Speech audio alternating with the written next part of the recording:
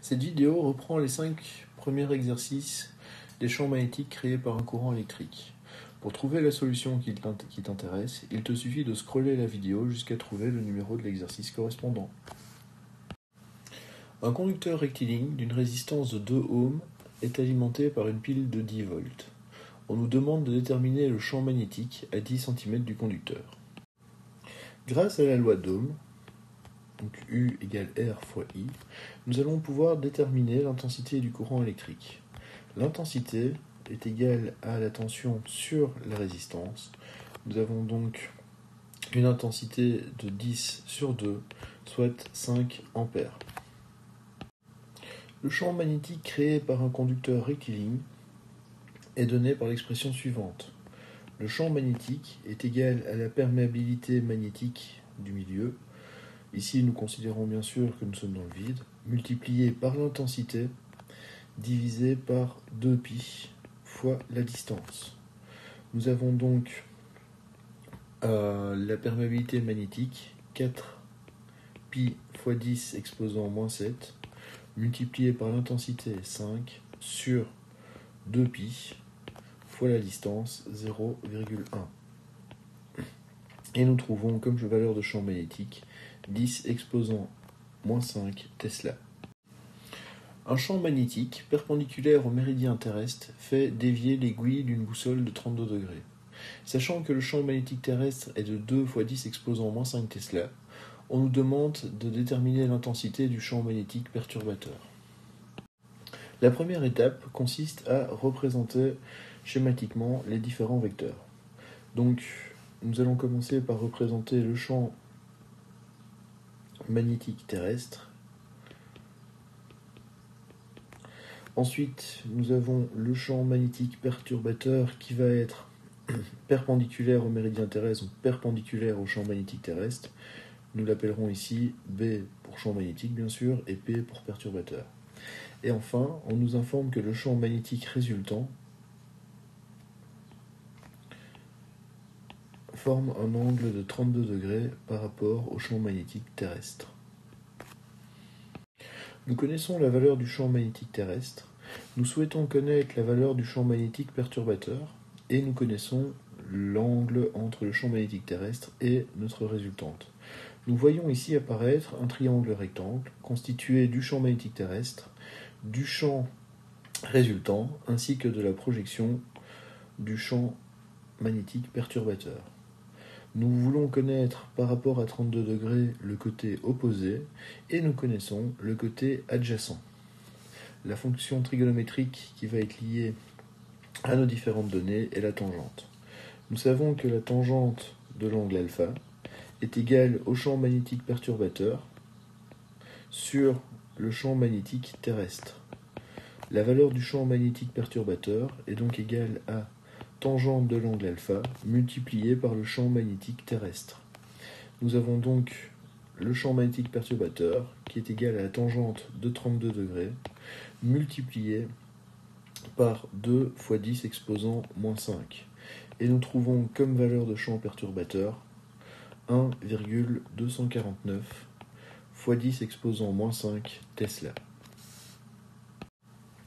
Un conducteur rectiligne horizontal est placé dans la direction du méridien magnétique. Ça signifie que notre conducteur rectiligne est orienté nord-sud. Donc on schématise notre conducteur rectiligne et le nord et le sud. Une petite aiguille aimantée horizontale est placée 12 cm au-dessus du conducteur et va dévier vers l'est de 45 degrés. Nous savons que comme nous avons en direction nord-sud, l'ouest se trouve ici et l'est se trouve à cet endroit-là. Pour ceux qui ont un petit peu du mal avec les notions géographiques, je vous rappelle le moyen mnémotechnique orange. Donc l'ouest est à gauche, l'est est à droite. L'aiguille est placée au-dessus. Ça veut dire que si maintenant nous représentons notre conducteur rectiligne comme ceci, avec le nord à cet endroit-ci, le sud à cet endroit-là, l'ouest va sortir de l'écran, tandis que l'est rentre dans l'écran. L'aiguille est placée à cet endroit-ci et est située à une distance de 0,12 mètres.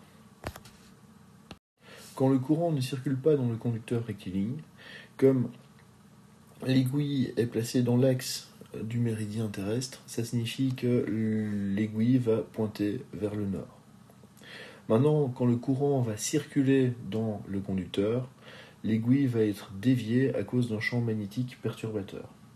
Donc, nous avons notre champ magnétique terrestre qui va être ici.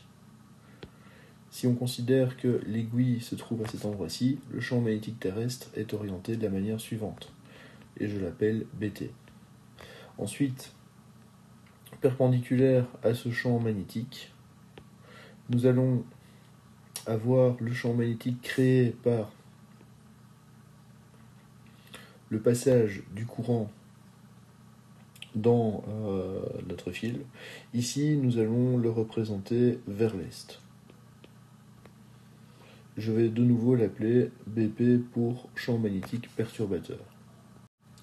Et enfin, dans l'énoncé, on nous informe que l'aiguille va dévier de 45 degrés. Ça signifie que notre vecteur champ résultant est orienté comme ceci, avec un angle de 45 degrés situé à cet endroit-là. Nous connaissons également la valeur du champ magnétique terrestre, qui est de 2 × 10 exposant moins 5 Tesla. Avec ces différentes informations, nous pouvons calculer le champ magnétique perturbateur. Le champ magnétique perturbateur, donc BP,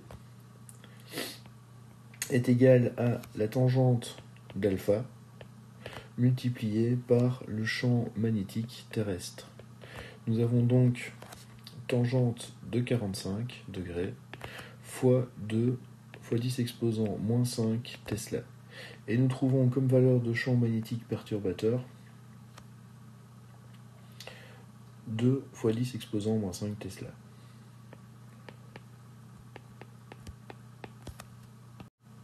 Ce champ magnétique est engendré par le passage du courant dans notre conducteur rectiligne. Nous allons pouvoir déterminer, grâce à cette information, l'intensité du courant circulant dans notre fil.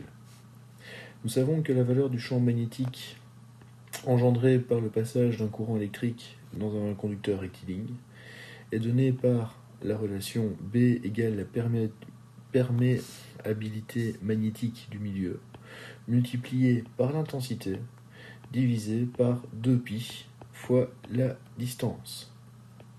C'est donc égal à 4π fois 10 exposant moins 7, multiplié par l'intensité, sur 2π fois 0,12. Et nous savons que la valeur du champ magnétique est de 2 × 10 exposant moins 5. Donc ici, nous pouvons isoler l'intensité, et nous trouvons comme intensité un courant de 12 ampères. Il ne nous reste plus qu'à déterminer le sens du courant. Donc est-ce que le courant se déplace du sud vers le nord ou du nord vers le sud? Pour pouvoir répondre à cette question, nous allons utiliser la règle de la main droite. La boussole est déviée vers l'est. Ça signifie que notre champ magnétique est orienté vers l'est. Nous savons que nos doigts vont tourner vers l'est. Donc ici, nous avons l'est. Nous avons l'ouest qui se trouve à cet endroit-ci. Et ça signifie que le nord est comme ceci et le sud est comme ça.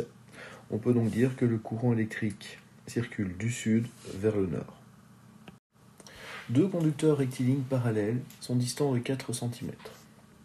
Première information, la distance vaut 4 × 10 exposant moins 2 mètres.